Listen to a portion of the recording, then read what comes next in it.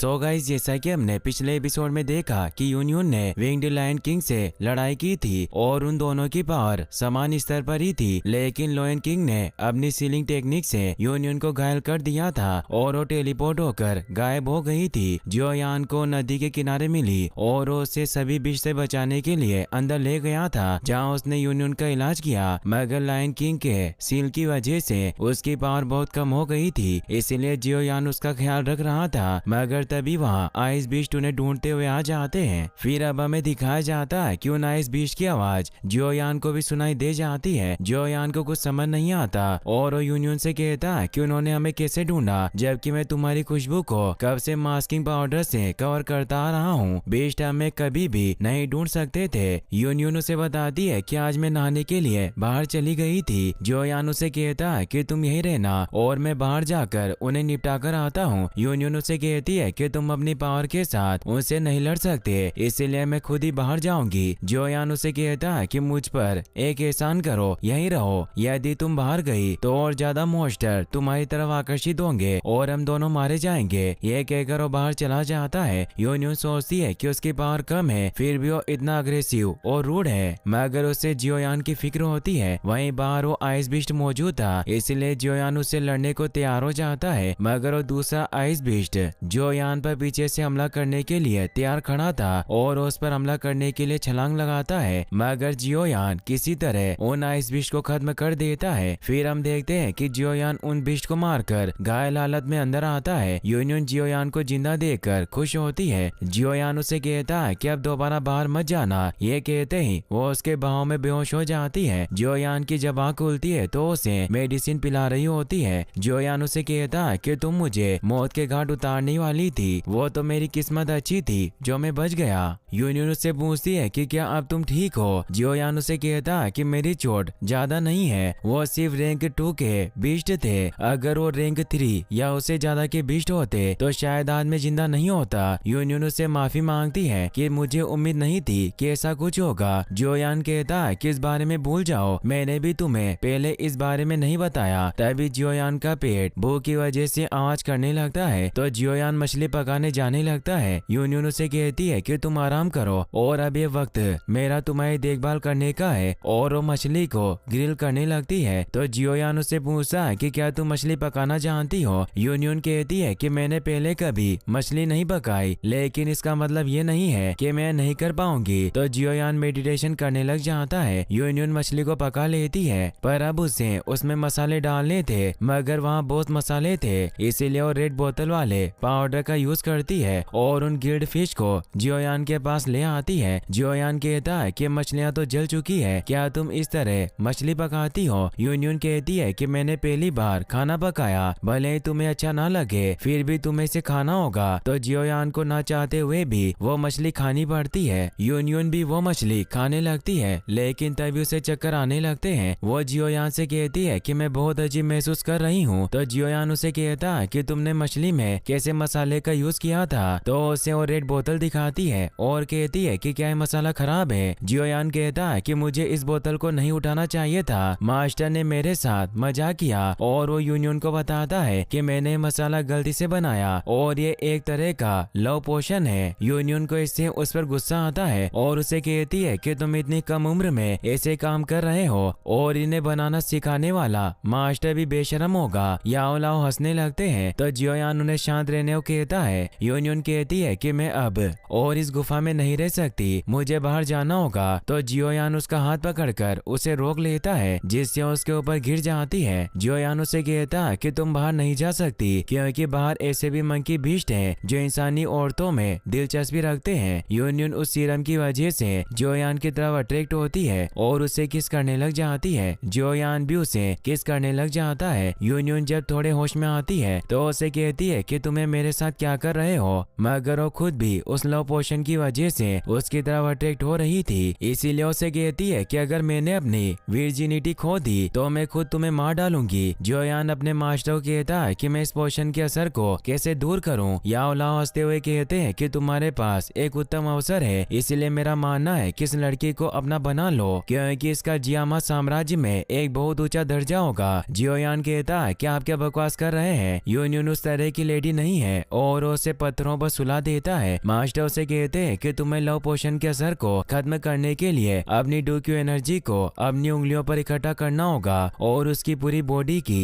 उससे मसाज करनी होगी। जियोयान ऐसा ही करने लगता है मगर वो भी उसकी तरफ अट्रैक्ट होता है और वो खुद को नहीं रोक पाता, इसीलिए उसे किस करने लगता है। मगर तभी यूनियन का हाथ हिलने लगता है, इसीलिए वो खुद को चाटा मारकर वहाँ से बाहर आ जाता है और पानी में छलांग लगाकर मेडिटेशन करने लगता है। यूनियन की भी अब आँख खुल जाती है। वहीं उन आइस बीस्ट के बाकी साथियों को भी यूनियन की लोकेशन का पता चल गया था, इसीलिए वो सभी वहाँ जाते हैं और अपने साथियों की मौत का बदला लेने के लिए गुफा में जाने लगते हैं। मगर तभी यूनियन के हमले से वो सभी दूर गिर जाते हैं। जियोयान भी बाहर आ जाता है। यूनियन उस पर अपनी तलवार पॉइंट कर देती है और उसे कहती है क्या जो कुछ भी हमारे बीच हुआ उसे राजी रखना जैसे हमारे बीच कुछ हुआ ही ना हो। जियोयान उसे कहता है कि सबने हमेशा प्राइवेट ही रहते हैं। तभी वहाँ ऊपर से विंग्ड लायन गुजरता है, इसीलिए यूनियन उससे फाइट करने के लिए चली जाती है। जियोयान उसे कहता है कि तुम्हारी सील अभी नहीं टूटी है, लेकिन वो नहीं सुनती। जियोयान भी अब